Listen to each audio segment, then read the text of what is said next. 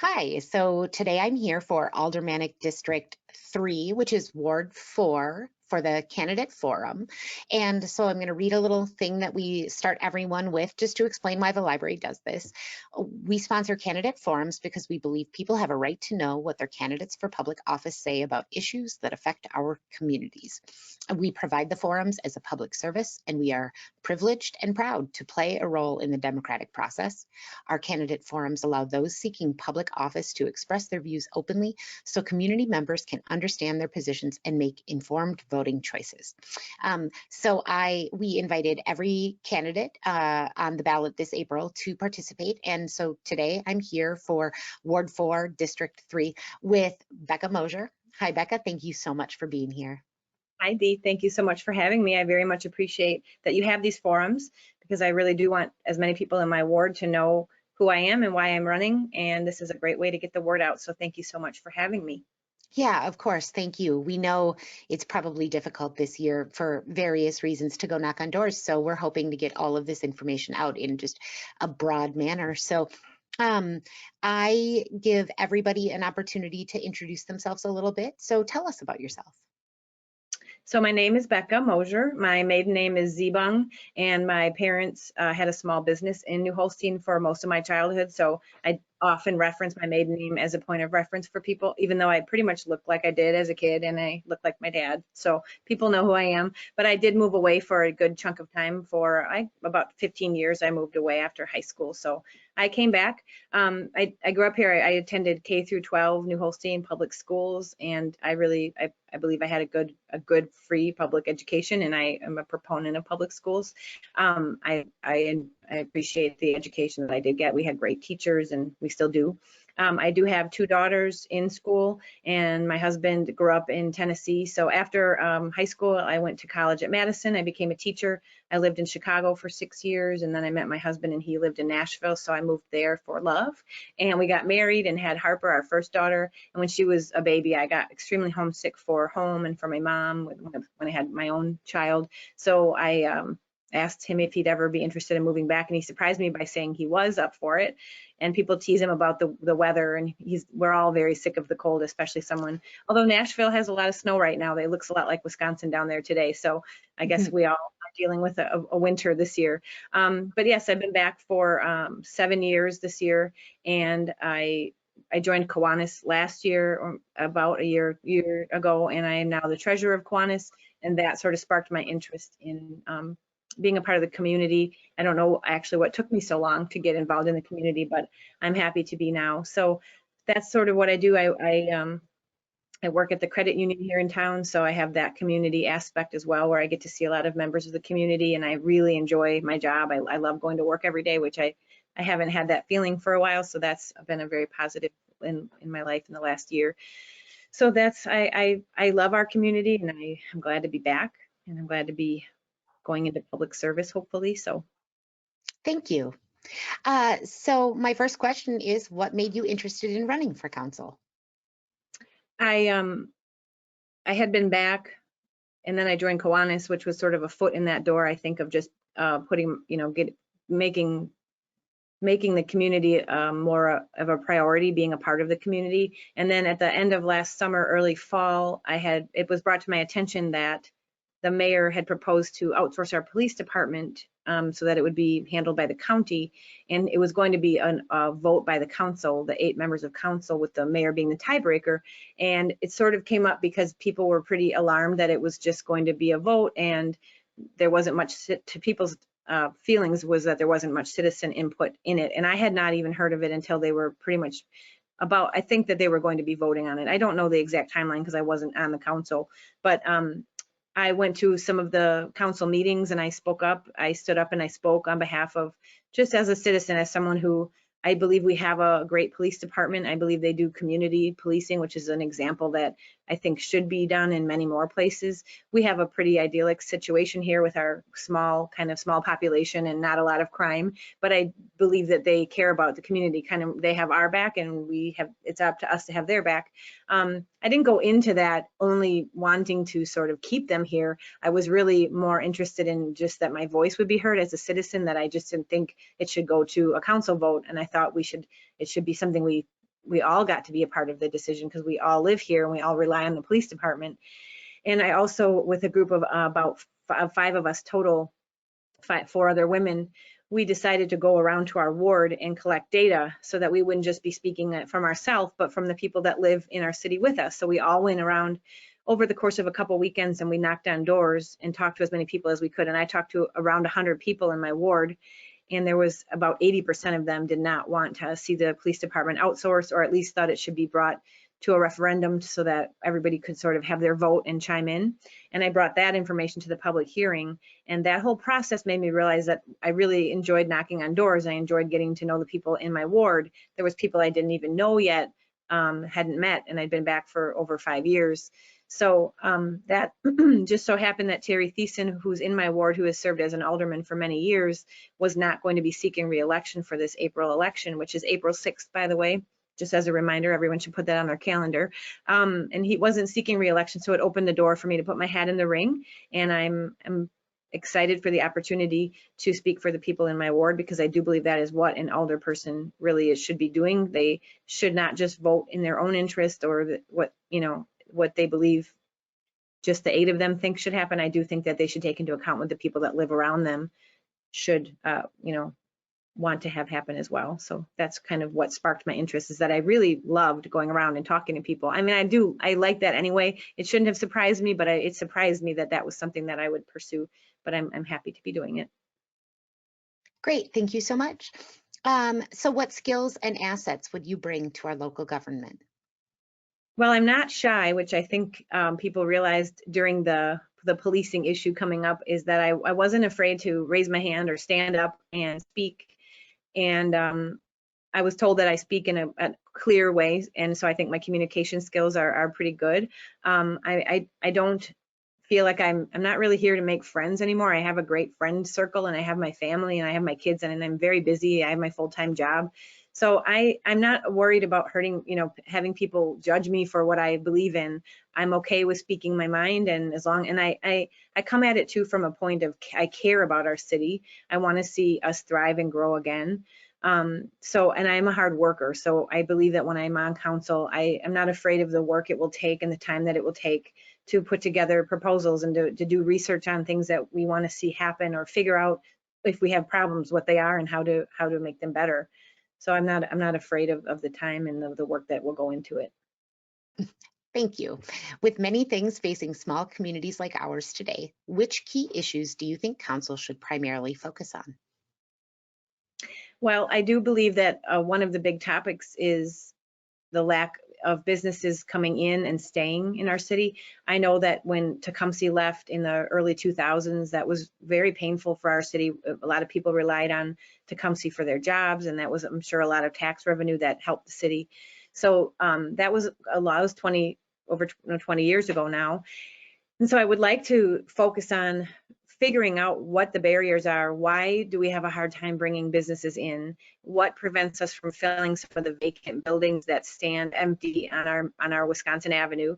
One council meeting I attended recently, the city administrator, Casey, she had brought pictures or aerial pictures and maps and showing all the different empty lots and all the different empty buildings. And that was really exciting to me, because it felt like, okay, let's really focus on what do we have and how can we make it better, and let's figure out, I want to just hammer down, why do we have those problems? What is it? What are the key reasons that we have a hard time attracting businesses? Have they told us why? If we've ever tried to solicit businesses to come in and they've chosen other surrounding cities instead of us, do we find out why, and make some changes if we can to the reasons why? So I want to focus on it from a positive, optimistic way, that I think we have the bones to have. We have the bones, and we have a wonderful city. We have a wonderful community. I love it here. I wouldn't have moved back if I didn't, and I believe in it, and I'm excited to be a part of watching it thrive and grow and be. It's a very exciting time, I think, to live here, because I think it's really a wide open opportunity of growing and thriving again, and getting some businesses, some different ones in here. And I know the mayor's working on that. I know the council works on that. These are things that have come up for the past couple decades that we have been facing it. I know it's exciting that finally the Tecumseh building, the money was funded and raised to demolish it, and we'll have that be an empty lot, which is very attractive. So it's an exciting time to be a part of all of it, and I'd love to bring my voice to that and my ideas and my work ethic to make it happen. Great, thank you so much. Do you have any project or idea that you would like to introduce to the council that would better the community? One issue that had come up and has come up over the last several decades, I've heard, is the dog park in town. We don't have a dog park. We do have a lot of open green parks and open spaces, so I think we have the room for one. I know the question would be maintenance and the funding for, just what would need to go into it. But the reason that I brought it up recently was because when I went around in my ward and was knocking on doors, almost every house in my ward had a dog. And there's a lot of dogs I didn't know. I have a dog, and I'm kind of a ridiculous dog owner because I love my dog a lot. So I thought, well, my dog could use some friends, and I don't know these dogs, and I'd like to know them. So why don't we have a dog park? So I know it's something that people have brought forward in the past. I don't know why it didn't ever go through. I would like to look into it further and find the space for it and figure out some funding, figure out how we want to get it going. And another project that I'd love, like if I could bring forward, would be a possibility of a rec center in town. I think that we have the people and the children and the families and even the surrounding areas. I think we have a lot of people in Kiel and Chilton and in what we call the Holy Land, St. Cloud, Mount Calvary, those areas that drive to Fond du Lac, drive to Appleton, drive to Sheboygan for things like a pool in the winter or tumbling classes. I know that I've gone to the YMCA in Fond du Lac and Sheboygan for gymnastics for my daughters. Even if we had a smaller satellite one, I had emailed a while back, I emailed the YMCA to find out how do they decide where they put in their smaller satellite YMCAs and what would it take to be thought of for that, because then that would be their decision to build here. And so I have some documents on that. I don't think we're too small for anything. I think that we are only as small as we think ourselves to be. But I think if you pull together all of our small communities that are around here, we have a decent sized population, and we could offer more of those community type based places to visit and to be together. And I think that would only help us. Great, thank you so much. How do you plan to involve residents in the decision-making process in our city? Well, similar to what I did when the outsourcing of the police was going on, I did realize if I didn't really know much about it, and I am active on social media, how are the older, the older population in my ward, in our city, how are they finding out about this? You see a lot of the back the badge signs on people's yards, and I wondered, those people, do they know that we might not have our own police department in the next couple months? Are they aware that the council's voting on it? Are they aware that the older people that they possibly voted into office are voting on it on their behalf? And so when I went around and knocked on doors and asked, many people did not even know about it. And I thought, I don't think that's their fault entirely. I think we all do have some responsibility to be informed. The meetings are posted. Council meetings happen every month, and they're posted at least 24 hours before they occur. They are open to the public. I've been attending them pretty regularly since the fall of last year because I want to know what's going on. I don't ever want to feel surprised again and hear about something that's about to be voted on and it could change our city without ever having heard of it. So I would continue that. I don't mind finding different ways. If I get a phone list of the people in my ward, for those who aren't on Facebook or other social media, who don't belong to those kinds of groups, or an email list for those who have email but aren't on social media. If I could have a way to send an email and talk to the couple hundred people in my ward at one time and say, here's what's going on at the council meetings, here's what we're going to be voting on, or do you have things you want me to bring forward? Do you have ideas that you want me to take up? Do you have concerns? Or just inviting them to come to the meetings, because I don't think a lot of people realize that they're open to the public, and that is really how you're going to know what's really going on. So just the kind of going back to basics, I think we're missing that. The face-to-face and the calling, the more what we'd call old-fashioned ways. I don't think we can just rely on social media. I think many people get missed when that's the only way that we try to communicate. Great, thank you so much. My favorite question, if you received a $1 million grant to use for the city any way you wanted, what would you do with it and why? Well, I actually was just looking up grant writing, how to apply for grants and how to get matches, and if it's public versus private. There's a lot of information out there. You can take a class on how to get grants, how to write grants to ask for money. I think there's money out there in the state, money in the on the federal level. How do you ask for it effectively? How do you do your research? So if I could get $1 million, I would also figure out, could I double it? Because I would love to see a rec center. I would also love to update our downtown area and spruce up some of the empty buildings, figure out how to make it charming, because I think we have a very charming city in general. We have great parks. But if you only stay on Wisconsin Avenue, you might not see that. So how do we bring our charm and what we know our city to be? How do we show that on our Wisconsin Avenue? Some new restaurants would be nice. Again, we used to have more options probably when I was younger. Some of those have left. Just to bring in different things, so to spruce that up and to figure out ways to just attract more people. So using that money to do that, I think could be, it end up paying for itself. Great, thank you so much.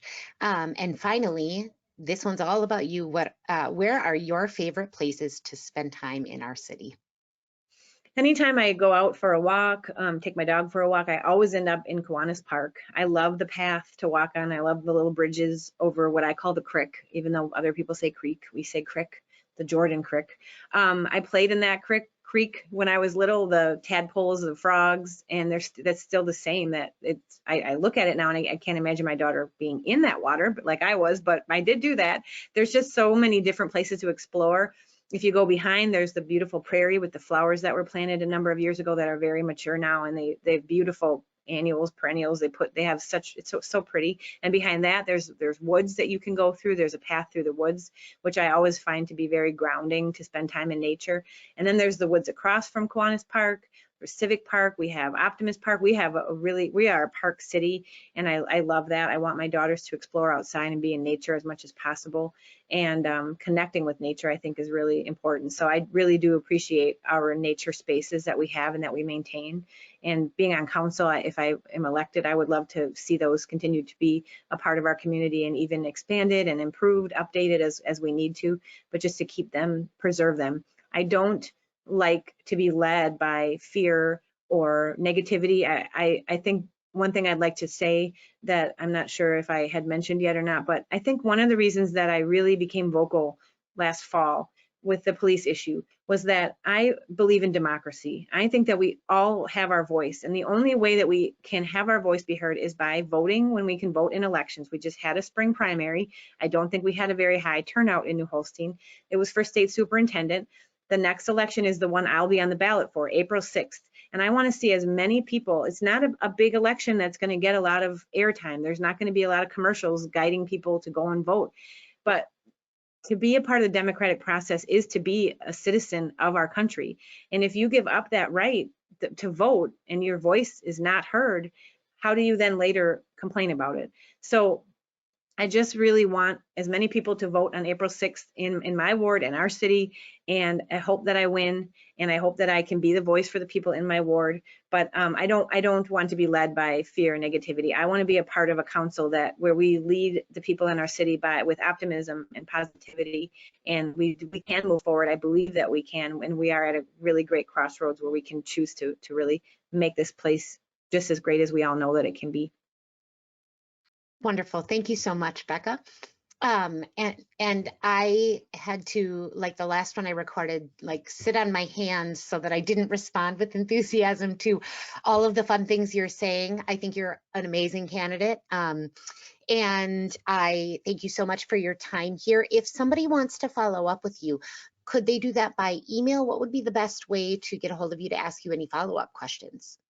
Yes, my email is pretty simple. It's just my name, Becca, and my maiden name, zibung@gmail.com, and you can definitely post that, beccazibung@gmail.com. But I also do have a Facebook candidate page that's specific to running for council, which is Becca Mosier for Ward 4, and that's public. You can find that on Facebook. You can join it if you want updates. You can just find it to follow along and see what I post and what I'm focusing on. Now that the hopefully the weather will get a little bit better. I'm going to I have the yard signs coming there. They've been ordered already. I'll be getting my yard signs out and going around knocking on doors. So I was going to have leave behinds, and I'll also have information on how to reach me there as well. And once, if elected, our phone numbers are posted. I know that's another thing people don't always realize, but if you go on the City of New Holstein website, you can find contact information for your people that are representing your ward so that you can call them, and that is welcome. I want as much feedback from the people in my ward as possible. That's so great. Thank you again so very much for being here today. Thank you for having me. I very much appreciate it. Thank you.